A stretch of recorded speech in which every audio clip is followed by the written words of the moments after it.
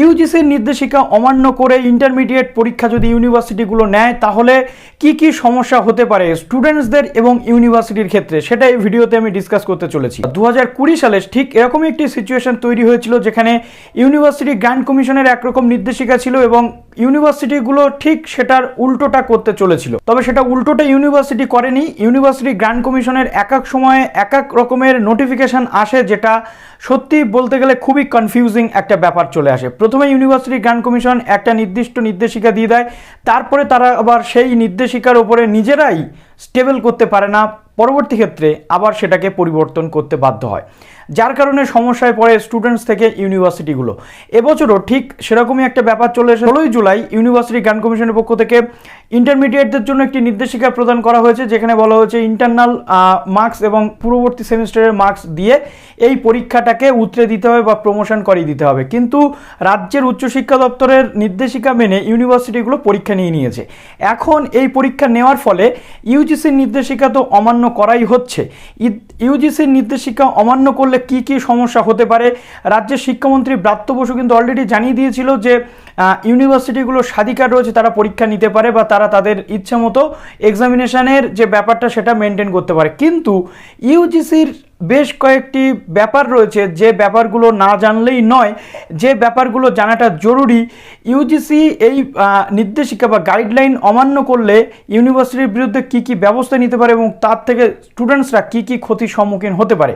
তো রাজ্যের অনেক ইউনিভার্সিটি রয়েছে যারা অলরেডি পরীক্ষা নিয়ে নিয়েছে ইন্টারমিডিয়েট, এবং কিছু ইউনিভার্সিটি রয়েছে যারা প্রিপারেশন নিচ্ছে এই পরীক্ষাগুলি নেওয়ার জন্য।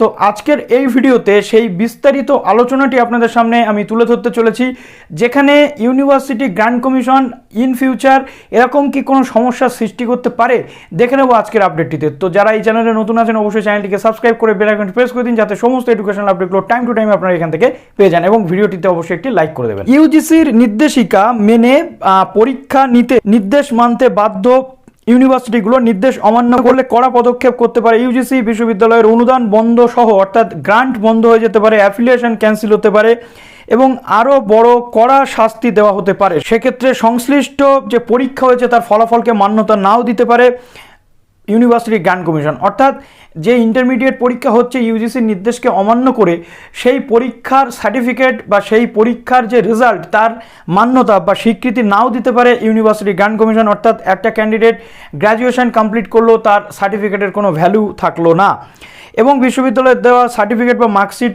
অকেজও হয়ে যেতে পারে। সমস্যা মেটাতে ইতিমধ্যে 7 সদস্যের একটি বিশেষ কমিটি তৈরি করেছে উত্তরবঙ্গ বিশ্ববিদ্যালয় কর্তৃপক্ষ।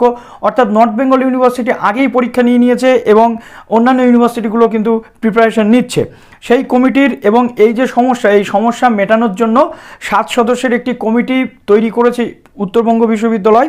সেই কমিটির চেয়ারম্যান হচ্ছেন উপাচার্য সুবীরেশ ভট্টাচার্য এবং আহ্বায়ক করা হয়েছে পরীক্ষা নিয়ামক দেবাশিস দত্তকে, কলা বাণিজ্য আইন বিভাগের ডিন রতিন বন্দ্যোপাধ্যায়, বিজ্ঞান বিভাগের ডিন সুভাষচন্দ্র রায়, ভারপ্রাপ্ত রেজিস্ট্রার প্রণব ঘোষ, কালিম্পং কলেজ, ধূপগুড়ি সুকান্ত মহাবিদ্যালয়, নকশালবাড়ি ও শিলিগুড়ি কলেজের অধ্যক্ষরা এই কমিটিতে রয়েছেন।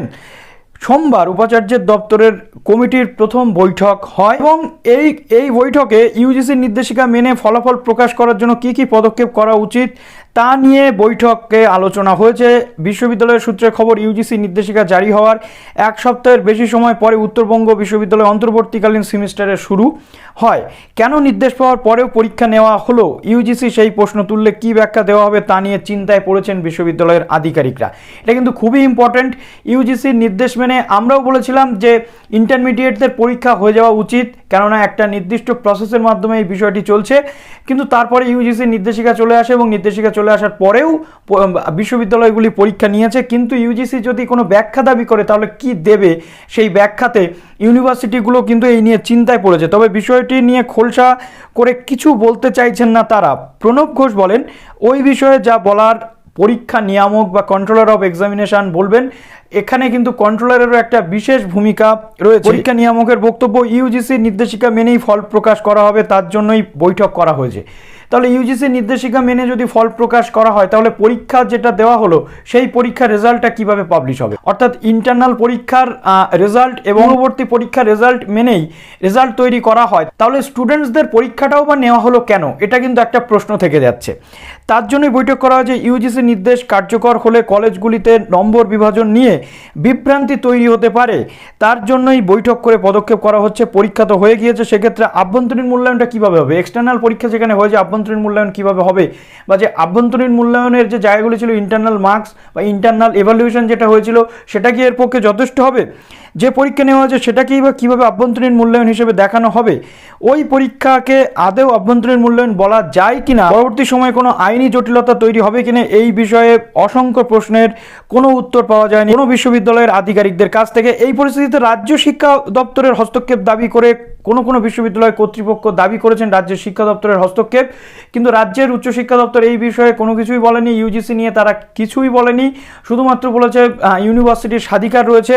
গৌড়বঙ্গ বিশ্ববিদ্যালয়ের উপাচার্য শান্তি ছেত্রী বলেন, ইউজিসি নির্দেশিকা মেনে আমরা খুবই দুশ্চিন্তার মধ্যে রয়েছি। রাজ্যের নির্দেশ মেনে 31 আগস্টের মধ্যে সমস্ত পরীক্ষা শেষ করার যাবতীয় পদক্ষেপ করেছি। এখন শিক্ষা দপ্তরের নির্দেশের জন্য আরও একটু অপেক্ষা করছি, তারপরেই মধ্যবর্তীকালীন সেমিস্টারের ফলাফল প্রকাশ করার সিদ্ধান্ত নেব। কোচবিহার পঞ্চানন বর্মা ইউনিভার্সিটির উপাচার্য দেবকুমার মুখোপাধ্যায় কি বলছেন, ইউজিসির নির্দেশিকা পাওয়ার আগে আমাদের পরীক্ষার তারিখ চূড়ান্ত হয়ে গিয়েছিল, ফর্ম ফিল আপ ও অ্যাডমিট কার্ড বিতরণও হয়ে গিয়েছিল। ওই পরিস্থিতিতে পরীক্ষা বাতিল করা সম্ভব ছিল না, তাই আমরা পরীক্ষা নিচ্ছি। গত বছর যেভাবে ফল প্রকাশ হয়েছে একইভাবে ফল প্রকাশ করব। তাছাড়াও এই বিষয়ে রাজ্য সরকারের কোনো নির্দেশ আমাদের কাছে আসেনি। সমস্যার কথা জানিয়ে তারা ইউজিসি বা রাজ্য শিক্ষা দপ্তরের চিঠি পাঠিয়েছেন কিনা সেটা নিয়ে তারা স্পষ্ট কিছু বলেননি। পঞ্চানন বর্মা বা গৌড়বঙ্গ বিশ্ববিদ্যালয়ের কর্তারা নাম প্রকাশে অনিচ্ছুক এক প্রাক্তন উপাচার্য বলেন, শিক্ষা যুগ্ম তালিকাভুক্ত হলেও এক্ষেত্রে ইউজিসির নির্দেশ মেনেই কাজ করতে হবে বিশ্ববিদ্যালয় বা কলেজগুলিকে। রাজ্য শিক্ষা দপ্তর বিষয়টিতে হস্তক্ষেপ করে কিনা এটাই এখন দেখার। অর্থাৎ শিক্ষাটা হচ্ছে যুগ্ম তালিকাভুক্ত কনকারেন্ট ইস্যু, অর্থাৎ রাজ্য এবং কেন্দ্র উভয় যে সিদ্ধান্ত সেটাকে মিলিয়ে শিক্ষা ব্যবস্থা চলে।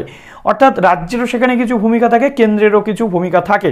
কিন্তু ইউজিসির ক্ষেত্রে, ইউজিসি শিক্ষার ক্ষেত্রে বা বিশ্ববিদ্যালয়ের ক্ষেত্রে বিভিন্ন গাইডলাইন যেটা প্রকাশ করবে সেটাই কিন্তু চূড়ান্ত সিদ্ধান্ত বলে গণ্য হয়।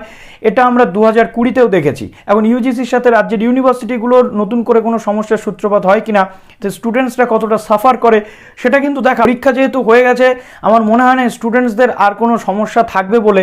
এখন যা কিছু সমস্যা সেটা কিন্তু ইউনিভার্সিটির ওপরেই বর্তাচ্ছে, এবং ইউজিসির এই এক এক সময় এক এক রকম মত পরিবর্তন, এটা নিয়ে গত বছর থেকে আমরা দেখেছি যে একটা বিরাট ধরনের সমস্যা তৈরি হয় এবং স্টুডেন্টসদের রাতের ঘুম পর্যন্ত উড়ে যায়। এই বিষয়ে ইউজিসির একটা নির্দিষ্ট স্টেবিলিটি মেনটেন করা দরকার।